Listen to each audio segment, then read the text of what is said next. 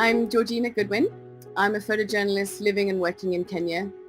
I was born here and I work with many different NGOs, news agencies and companies to tell the stories, especially underreported stories in Africa, focusing on social issues, the environment, and lots to do with women. I work very closely with the United Nations Refugee Agency, and I have visited about 12 different refugee camps.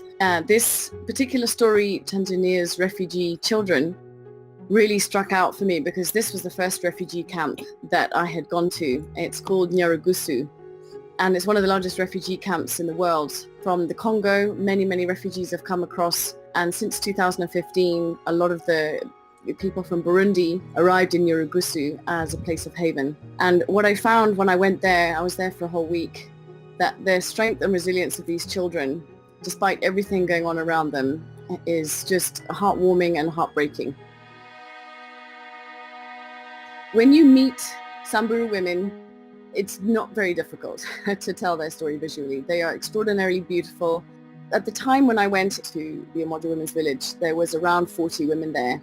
Some of them had heard about this village that was started by a woman called Rebecca Lolosoli in 1991, and she's a Samburu woman who had decided to run away from forced marriage, and she began this village. It's called the village where no men are allowed, and many women heard about this and they decided to move away from the traditions of female genital mutilation that's part of Samburu culture. Some had been raped and some about to move into forced marriage and wanted to run away from their husbands, and early marriage as well, underage marriage, and together they look after each other. I think it's very important to make sure that we continue to make this place relevant and to have a depth that's available for people outside of this continent to access.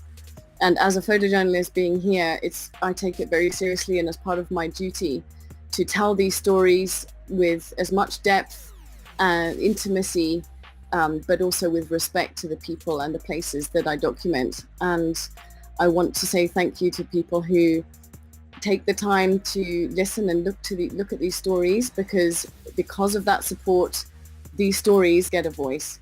Let's continue on to give this wonderful continent of ours a space in the world.